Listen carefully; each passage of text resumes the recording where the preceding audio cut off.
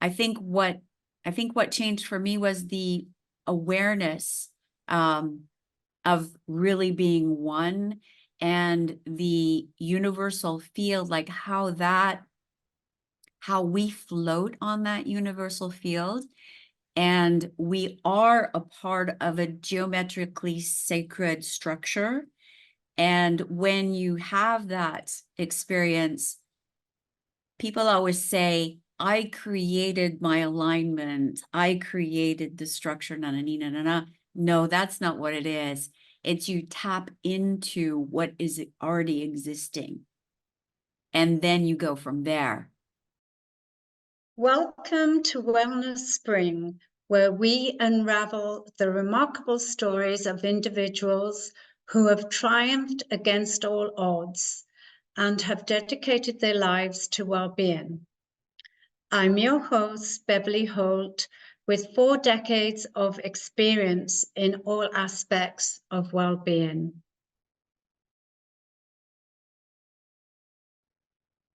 In this episode, prepare to be captivated by the remarkable journey of Terri-Lynn McFadden, a true luminary in the world of holistic healing.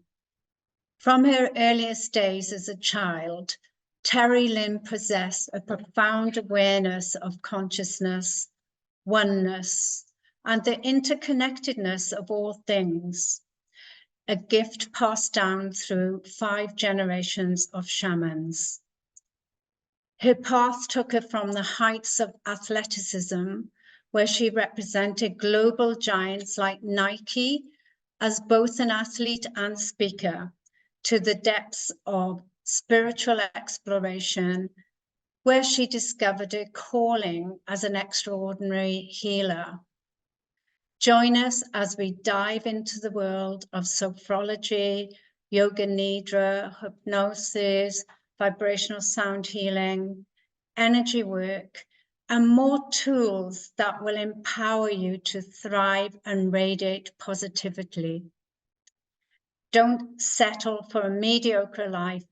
Tune in now and discover how to ignite your spark, embrace your true self, and a life filled with purpose and joy. Welcome to Wellness Spring, dear Terri-Lynn. It's so wonderful to have you on the Wellness Spring show. Thank you, Beverly. It's nice to be here. Nice early morning in France. And yeah, thank you for inviting me.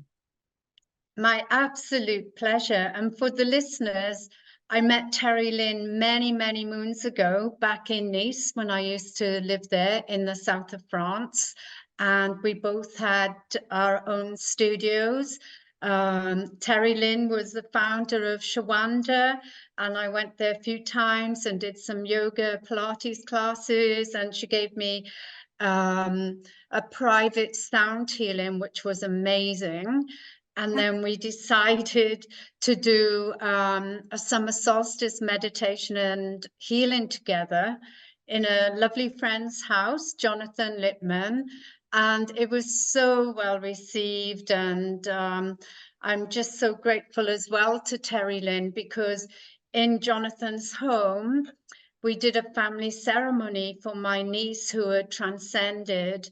And Terri-Lynn graciously led this beautiful, beautiful funeral service, or, you know, whatever you want to call it, the shamanic way, when we all said our goodbyes. And it was just the most beautiful experience. So, as I said, my family are very grateful.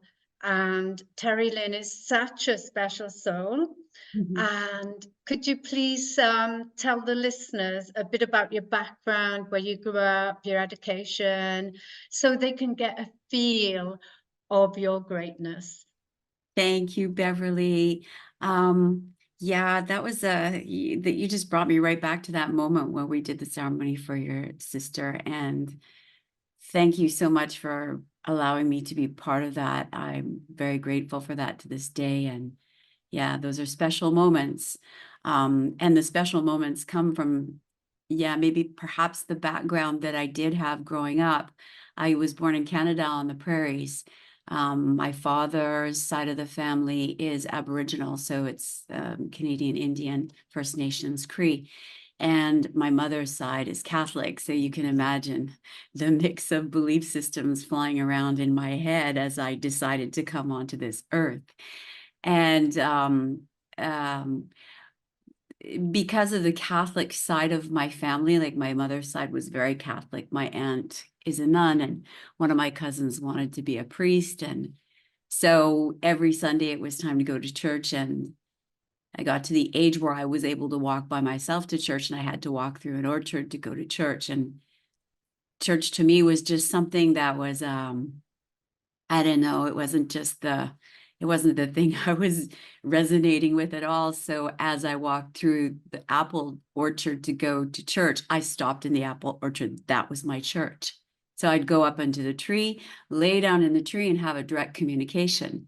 And that's kind of the way I lived my whole life, is flitting around the dogma of religion, of, even spirituality when it's too much, and having a direct link to whatever you want to call it, the field, collective consciousness, God, the great spirit, whatever you want to call it. And in that moment when you're so aligned, everything I did, I tried to be 100% aligned with what I did.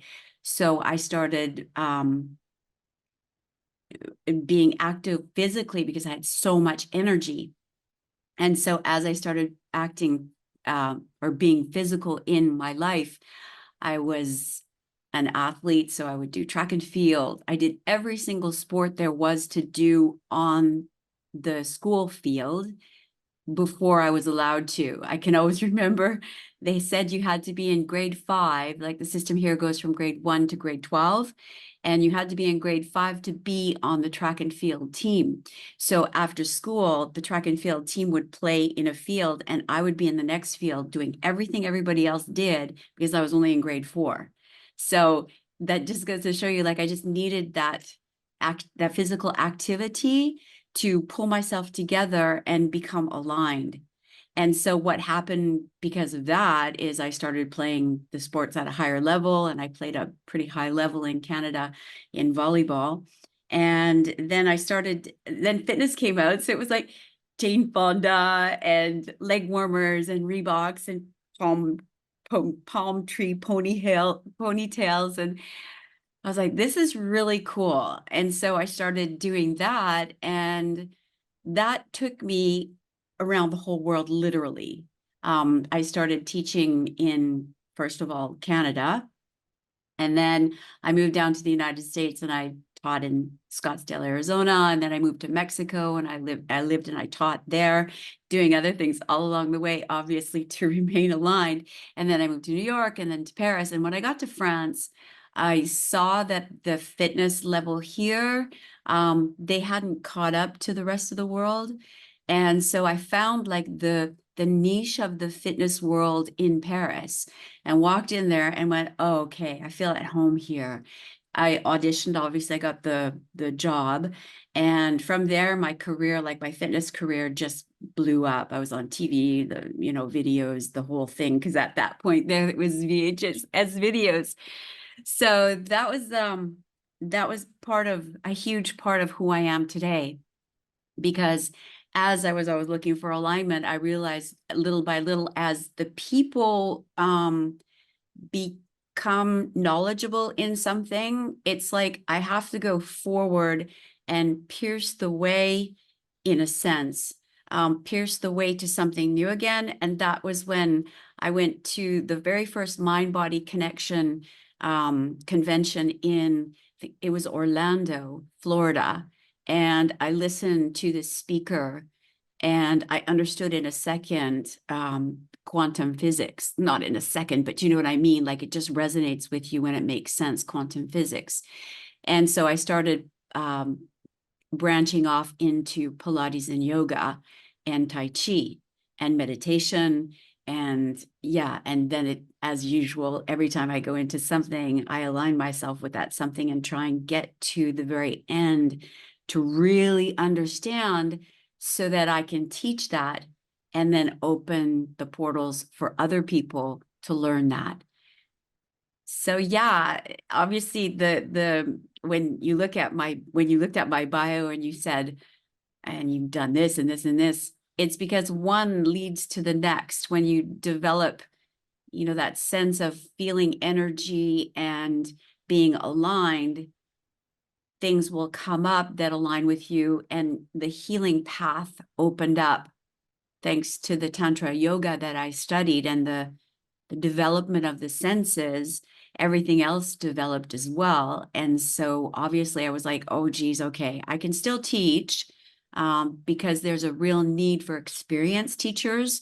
There's a lot of young teachers on the market right now that have a lot of gumption and, they're ready to go, but they don't have the experience quite yet to be able to give everything from the heart. They give from the mind, they give from the body, but from the heart. And so I really feel blessed to still be in this trade of teaching Pilates, yoga, and also gone on the healing path. So I don't know if that was a bit long-winded, but that's the background. Yeah, wow, you uncovered so much there.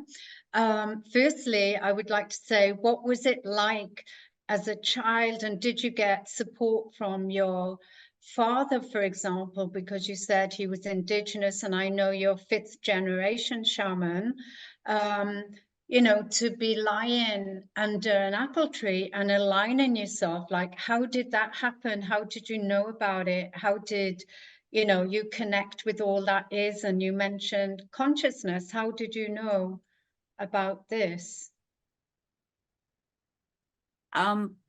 When I was a tiny little tyke, I used to astral travel, and I didn't know what that meant. But retrospectively now, I understand that's what it was. And my mom was a witness to it. My dad was not a witness to it because unfortunately he was out of the picture quite quickly. I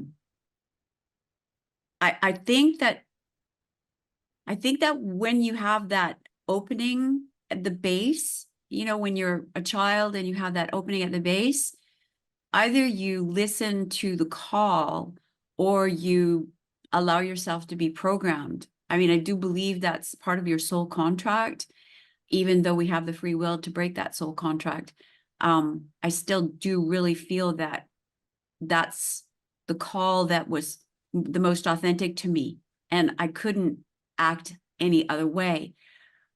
My mom was witness, but she chose to put that away. And my father, yeah, I never really spoke to anybody about it because it wasn't something even then we spoke about. We have to remember that at that point in life, it was the 60 swoop, meaning that even though I was blonde with blue eyes, my sister was very dark. And we were told not to say that we had Indian blood in us. So when you learn that you're not supposed to say something of where you come, you learn also that perhaps that's not the right thing to share. So yeah, that's the 60 swoop was, I don't know if you've ever seen any of the things about the 60 swoop, but it was more on the reservations, the Indian reservations, but the government would come in and take the children away from the parents and put them into resident housing. And we weren't in the reservation, but there was still that stigmatism, or that stigmatism, yeah, attached to having that type of background and being of that sort of field, so. Yeah, I wasn't aware of that. Well, I knew that with the swoop, those things were happening, but when I was a child, I used to astral travel as well. And, I could line up and all the rest of it, and I thought it was normal talking to angels and your angelic team. But when I went to school, my mother said, shh, don't tell anybody, because she was frightened that, you know, might get locked up or bullied or laughed at from being weird. She said it's going to be our secret. And throughout my childhood, I did shut down the alignment a few times because it just didn't feel right. And people did, you know, comment, and you know, they just thought you were weird if you weren't just being what they call a normal child, instead of being in the real world, what I call, you know, astral traveling, having fun, doing things. And, you know, because in school I always came top of the class, and the teachers would put, don't know how she got these marks because she's always daydreaming, she's never present, and so forth. But yeah, so you did a lot with the sports as well, and you were obviously on the forefront with many top brands, and you know, representing them both as an athlete and as a spokeswoman. So what was that like? Tell us about that journey. Yeah, that was amazing, because once again, you know, I really identify with you with what you say, Beverly, because you know, the society is in such a way that when you shine, because that's what I would call it, when I would shine, everybody would go, she's just weird. So you dull your shine to fit in. And that's so Yeah, sad, isn't it? Anyway, yeah, coming back to so I'm sorry that you had to live that as well, because I totally understand where you're coming from. yeah, So going back to the question about, or the subject of working for top sports brands, they came to me again. Like, I didn't do anything. They came to me and they said, we want you to be on our team and represent, you know, Nike. And at that point, I was what they call an égérie. It means like a face for Repetto. yeah, Repetto yeah. had just done their very first fitness line, and so I was their face. And so I kind of was like, this is cool. I think I'm going to bargain with them.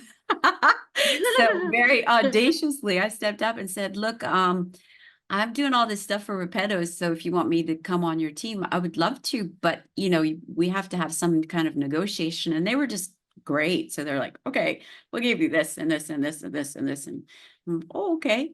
So I went on the team with a bunch of other amazing human beings, just amazing human beings too. And that was in the 90s, you know, and we're still in touch. This first dream team, I call it, we're still friends today, and we communicate weekly, this dream team of athletes.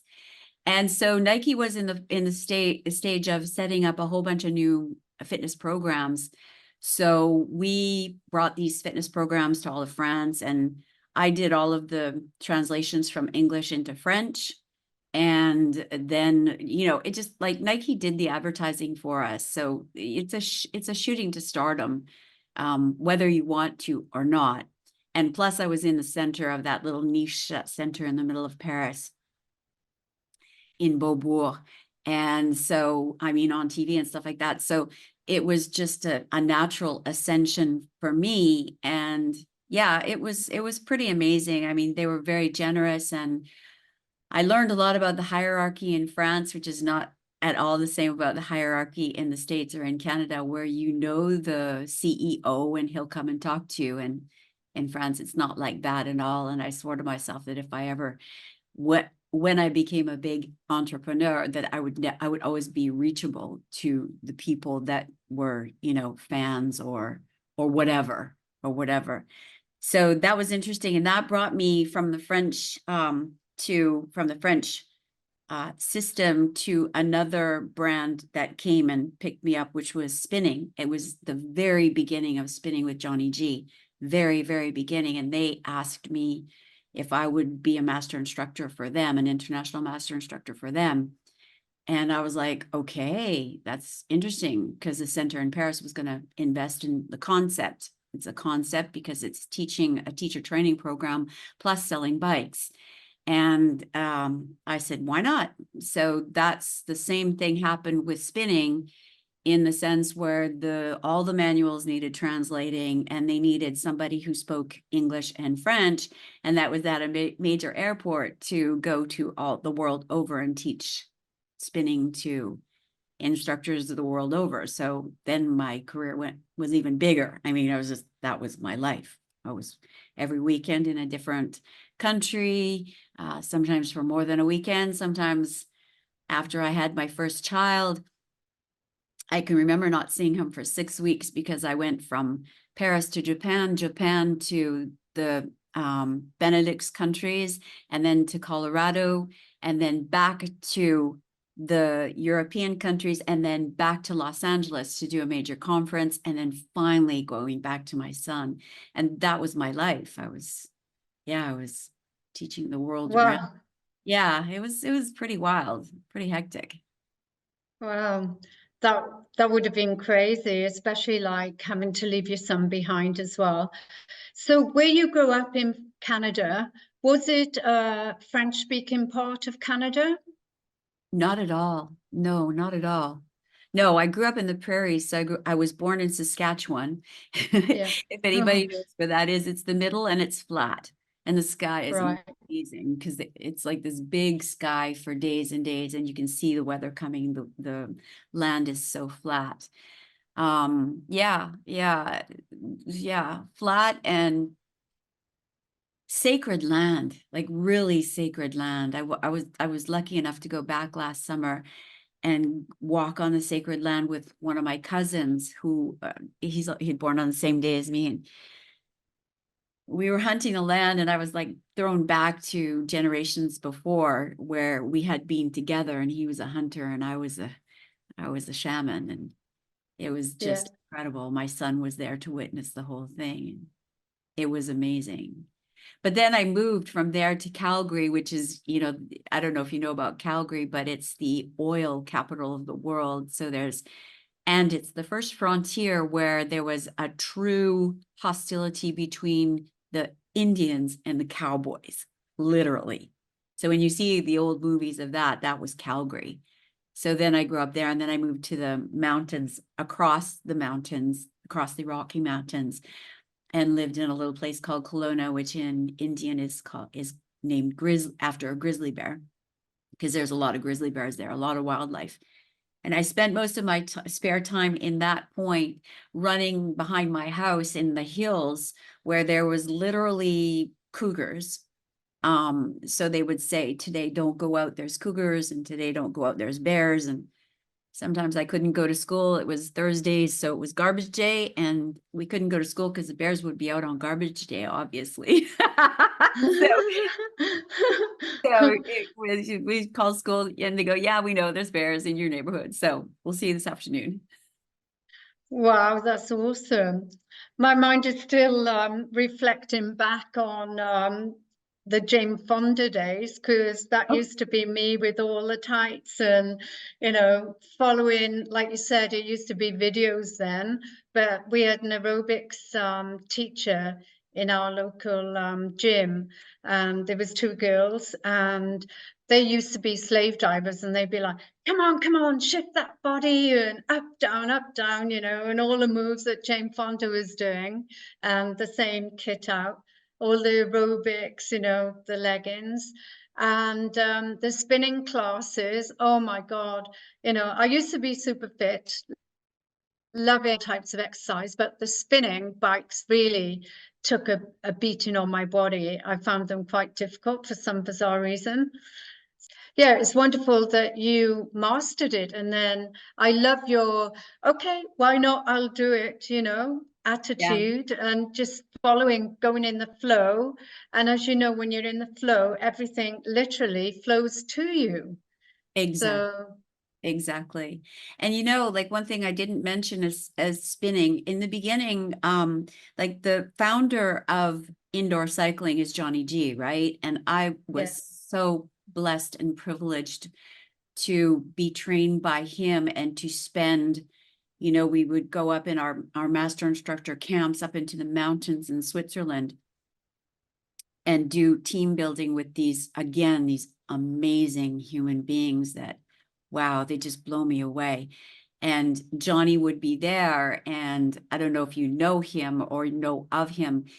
His expression is take adversity and turn it into opportunity. And I always felt, when I was there, I was like, why me? Why am I here amidst these amazing human beings? And so I was like, I had to develop a lot more mind power because I wasn't as physically strong as they were. Like, we're talking about triathletes. We're talking about people that they're just machines, physical machines.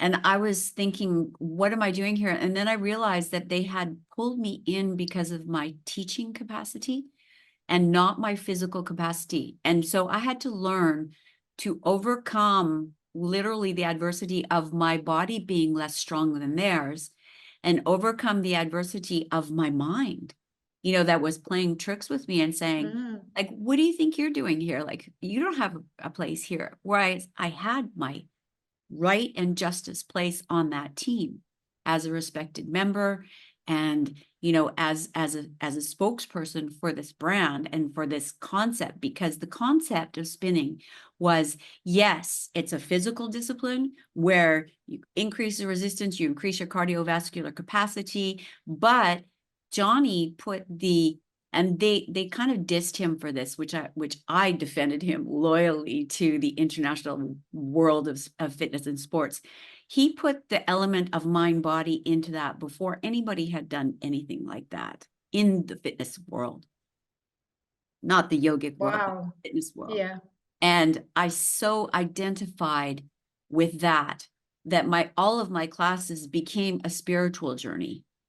And the music that I would choose for it, because at that point, there was no playlist. I would go into the FNAC and it was Virgin Records at that point, and I would spend days in there listening for music, like international world music, to portray what I was feeling and where I wanted to bring these people on their physical and spiritual journey, because I wanted them to understand that the physical activity could lead to a higher state of being, a higher state of consciousness, and that was the package. It wasn't just great butt, great legs, great arms, knockout smile. It was the whole package. Like, you know what I mean? The mind body connection. Yeah.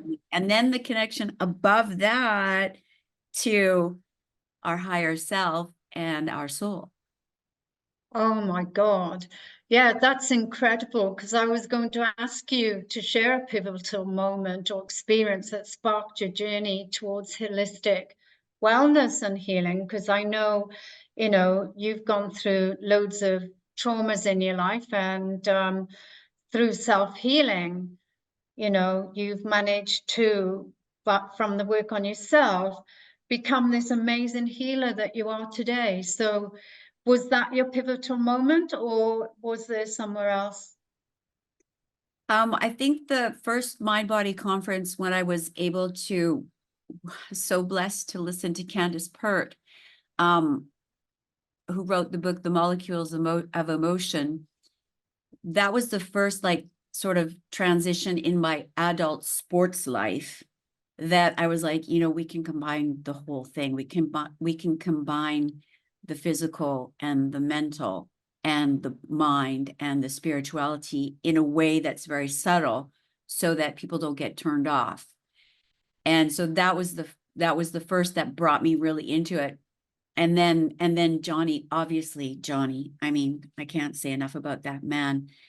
And then yeah, I mean, the accidents that I had, more precisely this last accident, yeah, it was a journey back to health in so many ways. And I was very blessed during my journey of this accident that I had, which was quite severe, to be accompanied by an Australian, one of my best Australian friends, who was doing healing on me. And I realized at that point how traumatism, like the trauma of falling off an electric bike at 40 kilometers an hour and losing consciousness, and having head trauma and physical trauma heightens all of the other senses, because you can no longer use the physical body to get there, if you see what I mean. Meaning that I couldn't use sports to open up myself to the higher senses. I needed to heal, and that was the healing that opened up my senses even more. So I don't, yeah, the journey, the healing journey, any healing journey, if you take it consciously, is not, I wouldn't even say pivotal. I would say like a smash on the head, and all of a sudden you're in another dimension. Yeah. And what from previous conversations with you, I know I was saying about my friend who had a serious injury, and she felt like she'd been rewired, and it was like a fast track to getting rid of all the old disempowering belief systems and bringing through new codes, new energy codes, and new messages to bring forward to the world. Wow, that's amazing. Yeah. Wow. Wow. Well, great for her, literally great for her. I don't know if I'm that evolved to be able to say that. All I know is that after having a trauma of that type, rebuilding the body, because it is like that, actually. Your soul comes in the empty space left by the trauma, because the trauma, everything shuts down. And it's almost as though you become aware that you're not separate from your soul, and you're not separate from anything else. Yeah, so that's what fills you up. That's what inspires, that fills me up, okay, on my journey. Yeah. And that's what inspired me, and that's what, yeah, made me realize a lot of things. I do have codes coming in, but I always have. So that didn't change. I think what changed for me was the awareness of really being one, and the universal field, like how we float on that universal field. And we are a part of a geometrically sacred structure. And when you have that experience, people always say, I created my alignment, I created the structure, na na na na na. No, that's not what it is. It's you tap into what is already existing, and then you go from there. Do you see what I mean? Oh, yeah, absolutely. You're tapping into the infinite space, the infinite love. Like I describe consciousness as the infinite love that's in everyone and every single thing. Like our divine creator, we're like a drop of the ocean, but also the ocean. So funny you say that, because when I walk to work the days when I walk to work, when I'm able to walk to work, I have the sea in front of me, and Yeah. I think of that every single day. Like, you're a drop in the ocean, but I am also the ocean. And then I am the ocean I am also the air. And I am also Yeah. the air, and I am also the earth. And that time walking into work is, I Yeah. go into work and I'm like, okay, you got to teach now. Okay. So let's get settled. Let's get aligned. So I have to come out of that and teach, because I know, in France, that the spiritual world is almost hidden. And I think that has a lot to do with the witch hunts. So it's like a collective consciousness of fear, of being a little bit off the grid, a little bit weird. Again, we say that word. Yeah. Um, So when I teach, I have to go in there and pull myself, like really pull myself into my center and go, okay, you're going to be clear, precise, amazing. And then from time to time, you're going to slip something in there so that they become aware that they're in a different dimension while they're doing their exercises. So that's, yeah, a drop in the ocean expands into one, into everything. And plus, you know, the fact of having taken the shamanic path, when you talk to me about ocean, all of a sudden I'm in the water, and that water element is for me one of the most amazing elements. When I went through my shamanic training adventure, or whatever you want to call it, it's the water element that I felt that I was the most expanded. And it's strange because I'm a Leo, so I'm a fire sign. Yeah. And it was the fire element that literally, and I swear to you, it burned me. It burned me. And today I have a mission that was given to me yesterday. Oh, wow. Yes, yesterday, that I need to bring the fire back. And, Right. you know, because I was so burned by the fire, because, you know, that attitude, like just jump in. Okay, why Yeah. not? Let's do it. So the fire, when we started studying the fire element and delving into the fire element, that's when I got burned. And just yesterday, so this is like a year and 2 months after my accident, just now am I going back and developing the fire in myself. Wow. Yeah. Yeah, because I only know you as this wonderful, fiery bubble of joy and bringing so much love and light. And, you know, you've got that huge Shawanda community that you've formed, you know, with all the amazing things like your sound bath healings, like I mentioned, and you do so many things, you know. So do you want to tell the listeners how you started the journey with the community and also with your consciousness? Because you said, I know, like with athletes, having worked with so many sports teams, the adrenaline, like when you do something, if you win a game, it's like the pheromones are up here, you know, all the love hormones, the pheromones, and you get addicted to that. The more you exercise, the more pheromones, you know. And on one level, you know, that is raising your consciousness, and you're in that love zone, you're in that pureness. So yeah, how does your work bring consciousness besides on a subtle level? Because right, Pilates is more like, people see it more as a physical, but you do so many other things like meditation and yoga and sophrology. Wow. Okay, so which part of that do you want me to address? When you're in the flow, you're gonna let it go. So Okay, just so I'll go back to the beginning. When I created Shawanda, I just moved to the south of France, and I took 2 years off because I was going through some trauma again.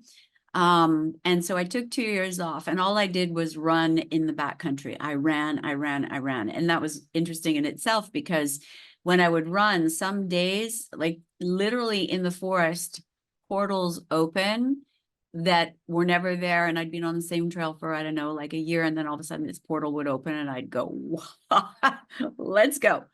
And then I started teaching in a tiny, tiny little house. I mean, it was a villa actually.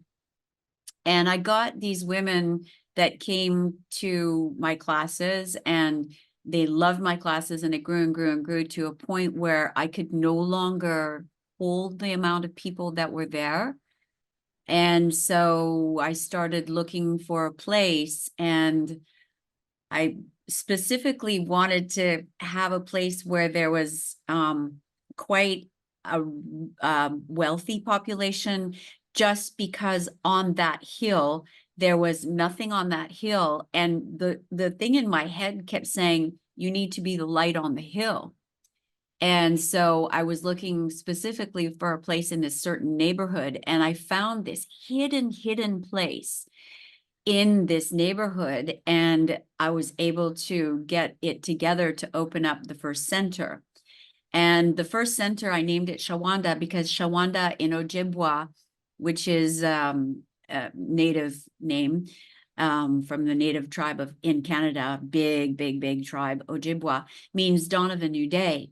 And so just by the name, I wanted to start shining the light on the hill and using Pilates and, just different physical modalities to allow people to release. And like you say, find that aha moment. So when I created Shawanda, you were there. I mean, it was like a uterus in the middle of this place, like just this rich pulsing place that I filled with crystals and plants and, really did a lot of sacred space clearing there so that the place itself vibrated.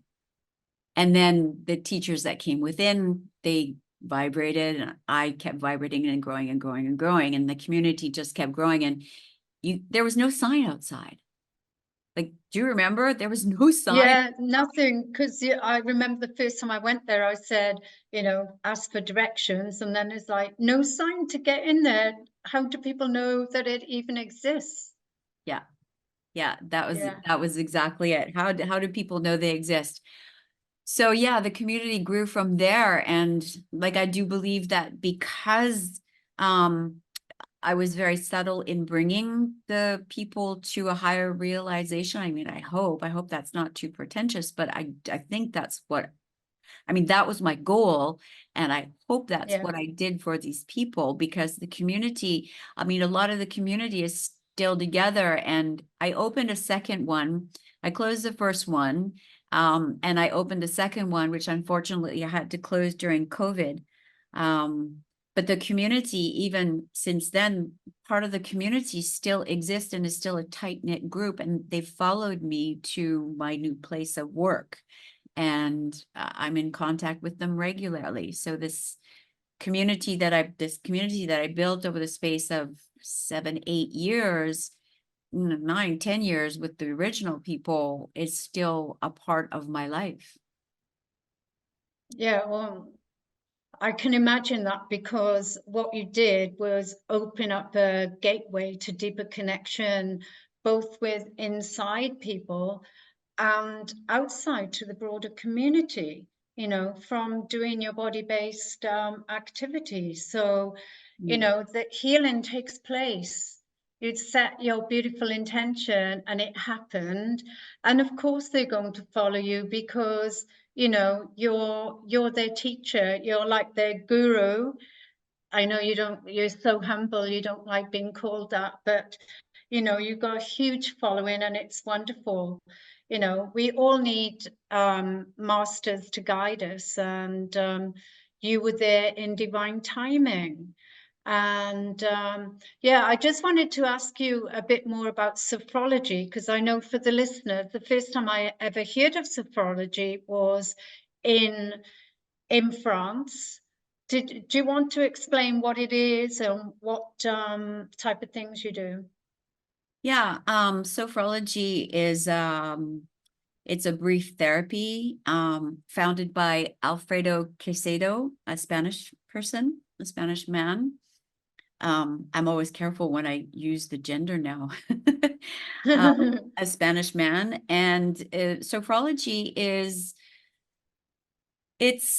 I wouldn't say it's life coaching, but it's taking the human that has an objective or a challenge and rewiring their brain, literally session after session. So the concept is, for the first part, let's say that we'll take a person and we'll do a protocol for them, and it's gonna take them 10 sessions to achieve their goal.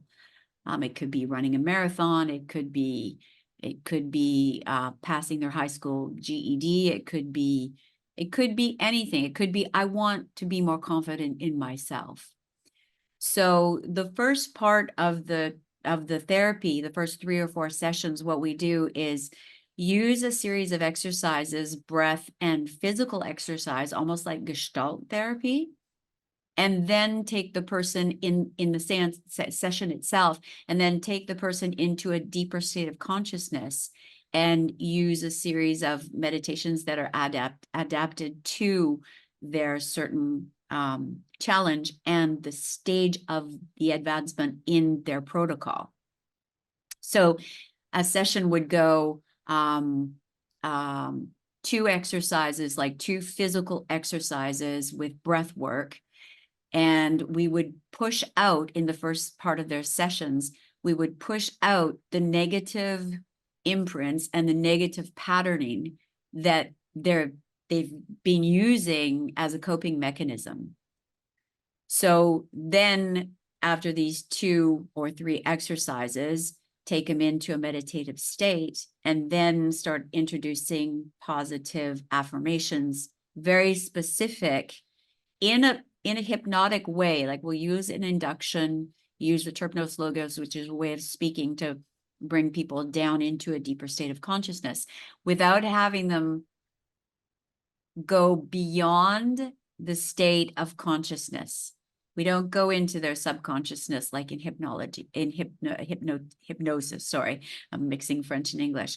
We try to keep them at the threshold of their consciousness where the projections and filters will be swept away, and then their brain can go in and do the activity to rewire. So the first part of their protocol would be emptying the negative. The second part of the protocol would be building up on a foundation of a clean mind. And then the third part of their protocol would be introducing positive affirmations to fill them up with their own memories, positive, their own qualities, their own favorite colors, their own favorite smells. So it's like taking the bad, let's reformulate that, taking what they no longer need, letting it go, allowing themselves to neutralize to that new state of being, and then bringing them up to a higher vibration through a series of exercises. That's how I see it. And I integrate pranayamic exercises, which is a lot stronger than the traditional sophrology training, which is just like you'll do one exercise, you'll breathe out and you push away, for example, in the first part of your session, if you want to get rid of, I don't know, negative self-talk, you would exhale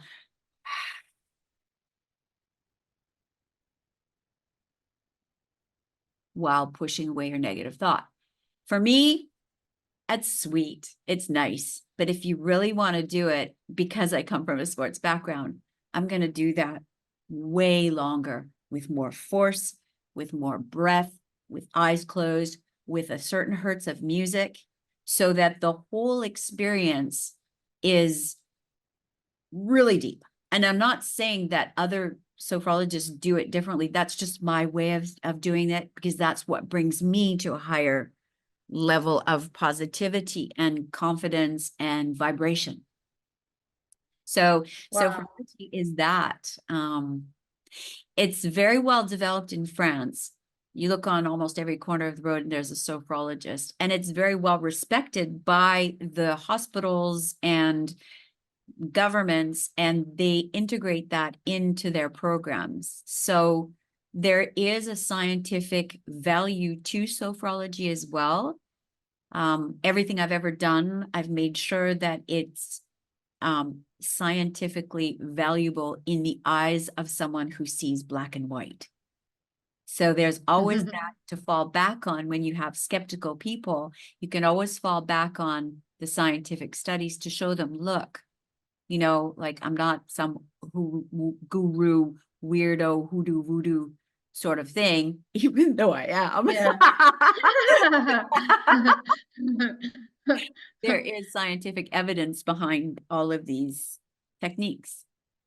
Yeah, it's a shame that the world does think like that, but I think we're starting to come to a new paradigm shift where the work that you and I do will become the norm. And as you say, it's already happening, like Reiki's in many hospitals, sophrology's in hospitals, and people are starting to wake up that there is more than medicine and surgery. You know, that is like a new way of looking at things, whereas these old traditions that have been around forever.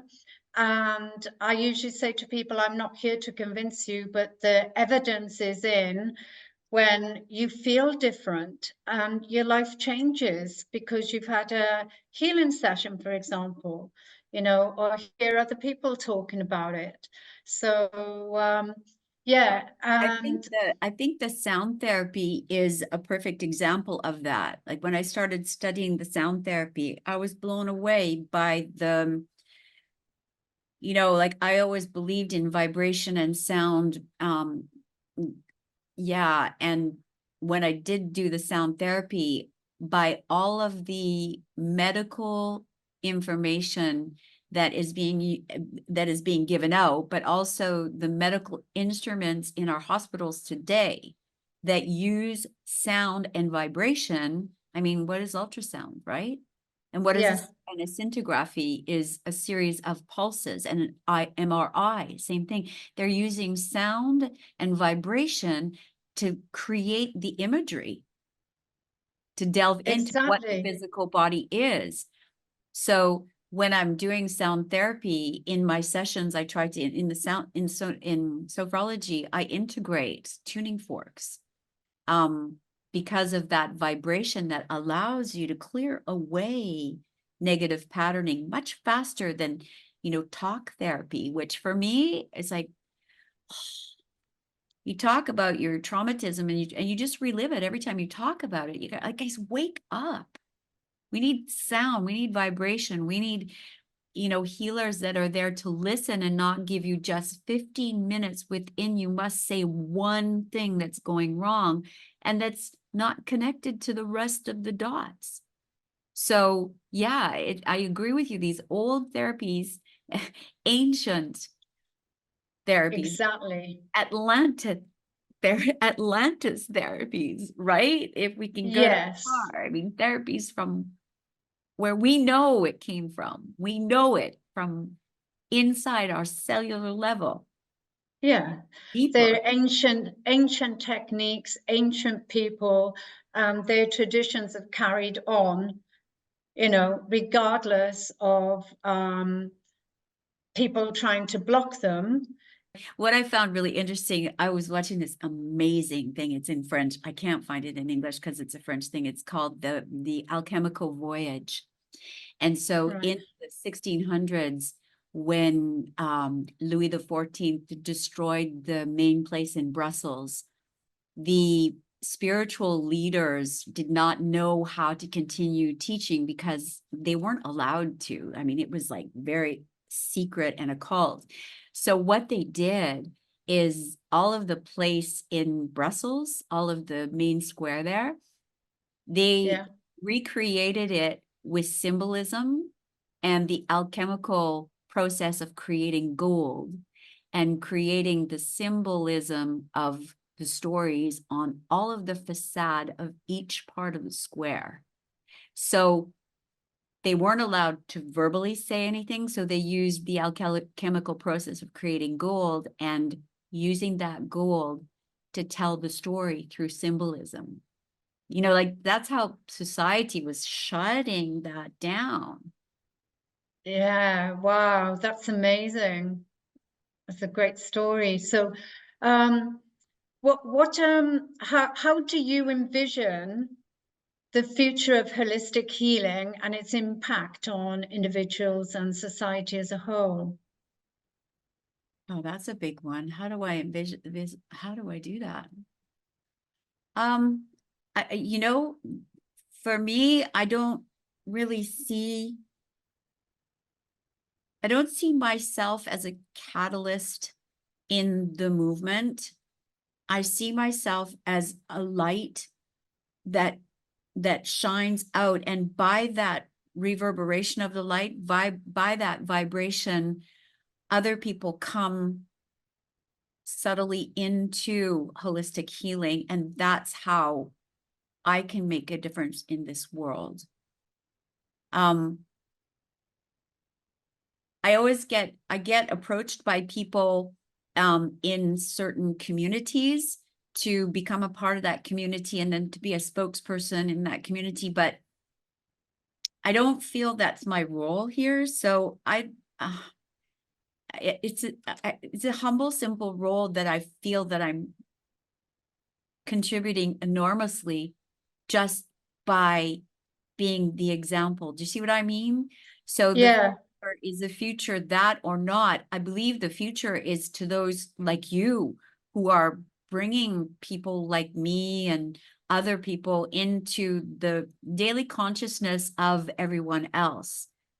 I think that is a big future in there. And for me, it's just implementing the sound therapy, implementing the elements, implementing meditation and ancient technology into modern day disciplines like sophrology, like yoga, like Pilates. I mean, Pilates is not spiritual at all, but when you get to a certain physical level and you get into the flow, like you were talking about earlier, Yeah. they get into a flow, they're much more susceptible at the end of a class to have a 2-minute relaxation where you take them into expansion.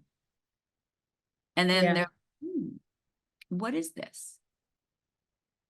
So, like to your question,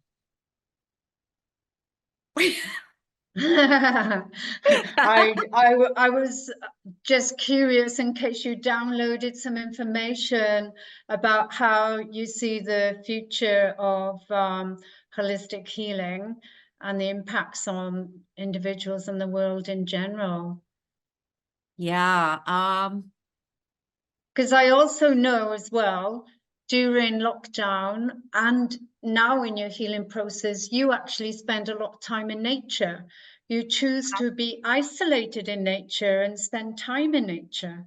yeah, and that's funny because I was just going there right now when you said, "Can you channel anything?" And I just went into a mode and I looked outside at the mountains all around me and I thought, yeah, I mean, it's um people getting back to nature because yes, in COVID, yes. I mean, I was fortunate, I Yeah. was blessed and fortunate to live on the edge of a forest, on the edge and the bottom of a chateau. And then all around that chateau was a forest where nobody was there. So I went into the adventure of being by myself.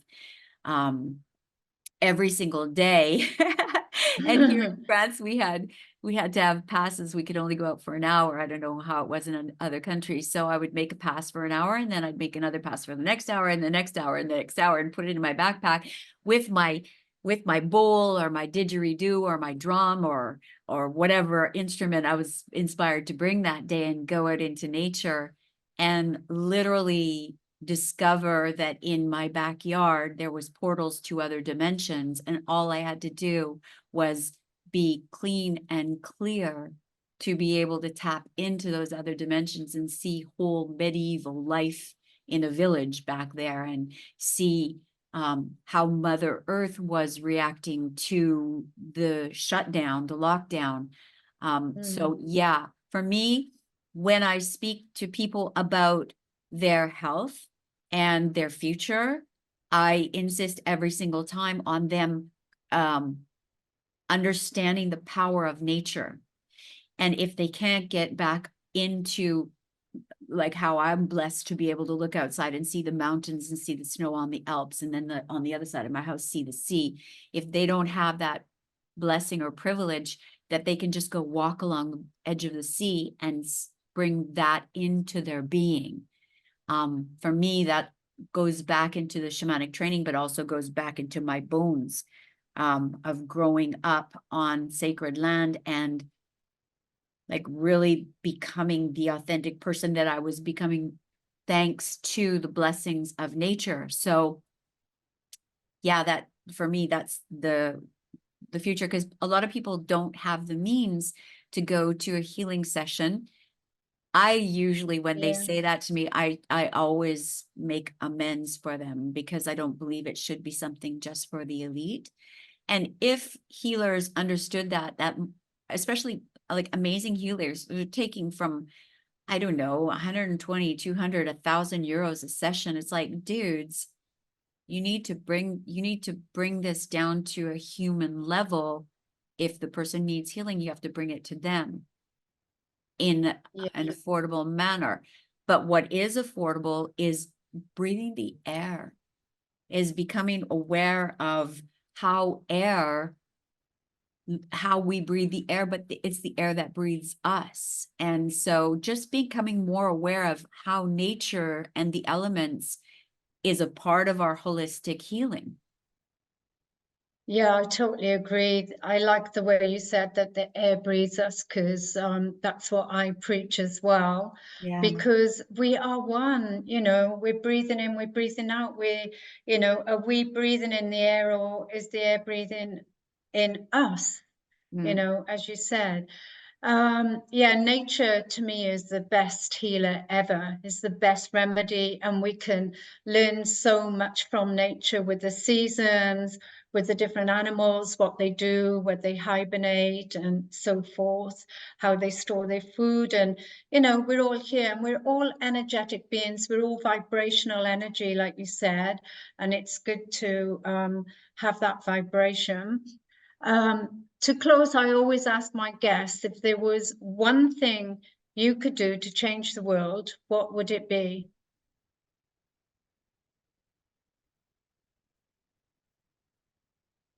Meditate. Woohoo! Totally agree. Yeah, meditate. Yeah, for me, I think meditation for people who, you know, are not aware of the quantum field or aware of oneness and the higher vibrational levels, this is a way to help fast track them to becoming one with all that is. Yeah. And so much peace and love and joy that comes with it. Yeah, exactly. And a lot of people say that it's very difficult to meditate. So I say Yoga Nidra. Ah, Yeah. yes. So for me, it can be a portal into meditation. It can Yeah, guide it. yeah. And as you mentioned, breath sustains life. Breath is so important for life. And it's learning how to feel the breath inside you and to feel the breath around you as you breathe out, and the different types of breathing that there are. You know, you can make breathing fun and give gratitude for each single breath for keeping you alive, and play with it. Yeah, when I had my first, in the past they'd call it rebirthing, but it was called sacred breath session, and that's like deep breathing into your tummy, sort of a cross between Dr. Joe and Wim Hof Mhm. today, but all that fast deep breathing. I went to another space and time. My head was so empty and clear of thoughts. It just accelerated me. And everybody was going, wow, what have you been taking? What have you been doing? I want a bit of that. I want a piece of that cake. And it's like, I've just been breathing. It was just so amazing. And on that note, my darling friend, to the listeners, this has been an amazing conversation. And Terri-Lynn does incredible work. You've had a taste of her upbringing to know that she is very genuine and everything comes from her heart. And she does tailor-made one-on-one sessions. She does group sessions, and she does, you name it, she does it, from EFT to one-on-one, sophrologies. And would you like to say to them the best way to contact you? On They your website, Yeah, maybe? yeah, they can contact me through my website, which is sophrologyniece.com. And Great. yeah, they can get my name on YouTube. Yeah, just with my name. My YouTube name is my name. So yeah, my Yeah, website or that, or yeah. Yeah, I think fantastic. And as a parting note, is there anything you would like to share with the listeners? I think, yeah, really listen to what is inside of you. Go into silence and listen to who you are. Go deep within, because everything is there.